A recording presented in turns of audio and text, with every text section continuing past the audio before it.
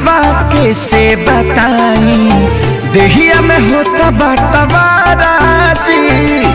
बहरी जाई कि भीतरी लुकाई केनियो न होता गुजारा जी माई रे माई ना छोड़ सा दोनों भाई चोली रंगा गइल पानी में हमर सैया